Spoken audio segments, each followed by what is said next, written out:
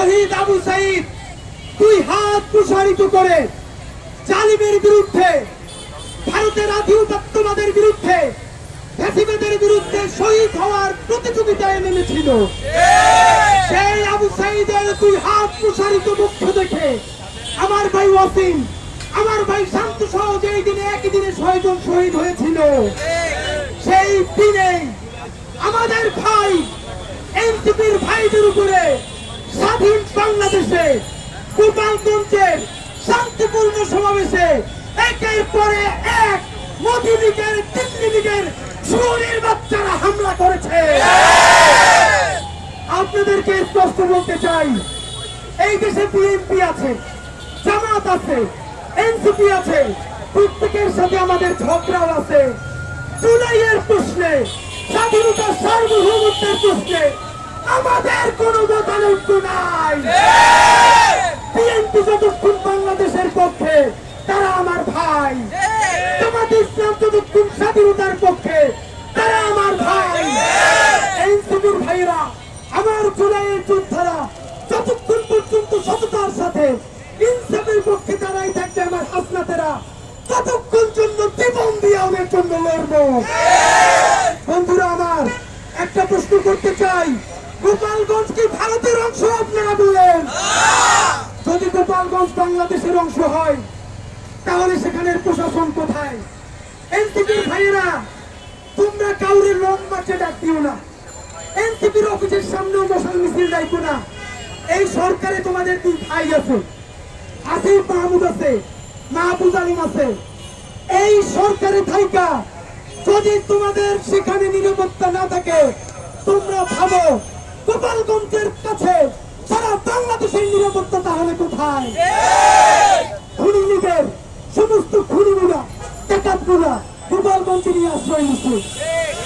আপনাদেরকে একটা কথা জানাই, এতদিন যারা মদ মারাইতো, সেই মদ মারানিগুলো কোথায়? এনসিপি আমার ভাইয়েরা সেখানে তো ঘোষণা কইরেই প্রোগ্রামে গেছে, শান্তিপূর্ণ সমাবেশে গেছে, হঠাৎ কইরা যায় নাই। আপনারা যখন জানেন যেখানে খুনি করেছে তাদের উপরে হামলা করবে, তাহলে কেন অন্য জেলা থেকে পুলিশ নিয়ে নিরাপত্তার চাদর গুছিয়ে দেওয়ার চেষ্টা করেন নাই? আর মেরে বলতে চাই, গুন্ডা মুজিবের কবর পাহারা দেওয়ার জন্য চতুর্দিক ঘিরে রাখছেন, আর আমার ভাইগুলা আহত অবস্থায় কাতরাচ্ছে, তাদের পাশে আপনাদেরকে দেখতে পাই নাই কেন? আর্মির ম্যাজিস্ট্রেটে থাকা অবস্থায় একটা শান্তিপূর্ণ সমাবেশে পূর্ব পরিকল্পিত ভাবে প্রকাশ্যে ঘোষণা দিয়া খুনি লীগ কিভাবে তাদের উপরে হামলা চালাইতে পারলো? ইন্টারিমকে অতি দ্রুত জবাব দিতে হবে, উপদেষ্টা আসিফ এবং মাহবুবকে জবাব দিতে হবে, আর্মি চিফ ওয়াকার সাহেবকে জবাব দিতে হবে, পুলিশের আইজিপি আপনাকে জবাব দিতে হবে। এত কথা বলবার সময় নাই। মারাও, আমার ভাইগুলো মাত্র গোপালগঞ্জ থেকে বের হয়েছে, প্রত্যেকের গাড়িতে বোমা মারছে, গ্লাস ভাঙা পড়ছে। ভিডিওতে দেখলাম আমাদের বোনেরা তাদের ওড়না খুলে তারপরে গ্লাসের পাশে ধরে রাখছে, যাতে ভাইগুলোর উপরে আরো আইসা তারা আক্রমণ করতে না পারে। কি বিভৎস! আপনারা ভাবেন, স্বাধীন বাংলাদেশে গোপালগঞ্জ নামে বেগম জিয়া যিনি বলেছিলেন বাংলাদেশের গোপালগঞ্জের নাম বদলে দেওয়া হবে। ম্যাডাম জিয়া, আপনারে আল্লাহ এত বেশি রাজনৈতিক দূরদর্শিতা দিচ্ছে, আমরা পরম আল্লাহর কাছে দোয়া করি এই স্বাধীনতা সার্বভৌমত্ব সুরক্ষিত হওয়ার আগ পর্যন্ত আল্লাহ যেন আপনারা নিয়ে হায়াত দেয়।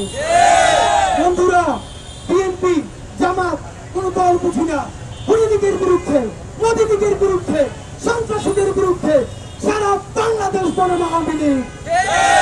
আমরা কর্মসূচি ঘোষণা করব, কর্মসূচি ঘোষণা করে শাহবাগ থানার সঙ্গে আমরা এখন অবরোধ করতে যাব। কথা ক্লিয়ার?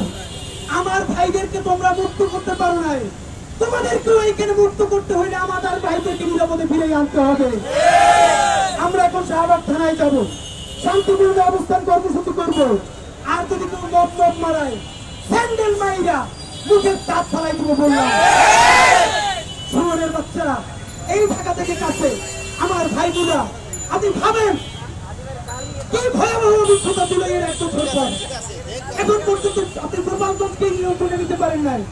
আপনি তো রুমাটা শিখছেন, সেইটা আমাদেরকে বলেন। বন্ধুরা, এই সরকারকে আগামী 24 ঘন্টা সময় দেওয়া হলো। আজকে বুধবার, আগামীকালকে বৃহস্পতিবার, 24 ঘন্টা সময়। এর মধ্যে আমার ভাইদের উপরে যারা হামলা করেছে তাদের বহুজনের ভিডিও ফুটেজ আছে। গোপালগঞ্জের মাটি খুইরা প্রত্যেকটা মোদির চারজ বাচ্চারে, হাসিনা চাউরা গুলারে ধইরা গ্রেপ্তার কইরা যদি আইনের আওতায় না আনা হয়, আগামী পরশু মানে শুক্রবার সারা বাংলাদেশ থেকে লং মার্চ টু গোপালগঞ্জ ঘোষণা করছে। আমরা বিচ্ছিন্ন ভাবে যাব না। বাংলাদেশকে আপনারা সময় দিলাম, আগামী 24 ঘন্টায় অ্যাকশন দেখবো, অ্যাকশন। সাল্লামাল্লাহ ছিঁড়ে ফেলাইতে হবে খানকি। বাংলাদেশের অস্তিত্ব থাকবে না যদি গোপালগঞ্জ বাইচে থাকে। গোপালগঞ্জের প্রত্যেকটা উপজেলা ভাগ কইরা পাশে মাদারীপুর, ফরিদপুর প্রত্যেকটা জেলার সাথে অ্যাটাচ করে দেওয়া লাগবে। বলেন খারাপ কথা বলি কেন?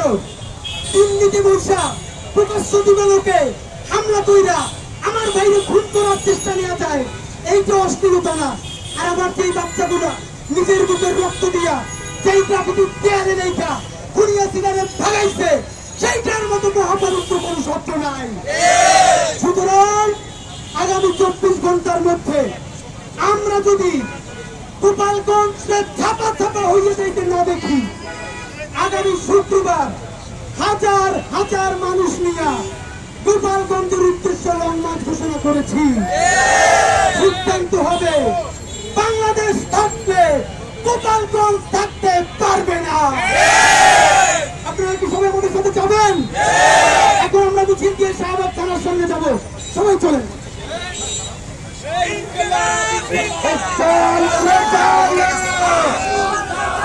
গোপালগঞ্জ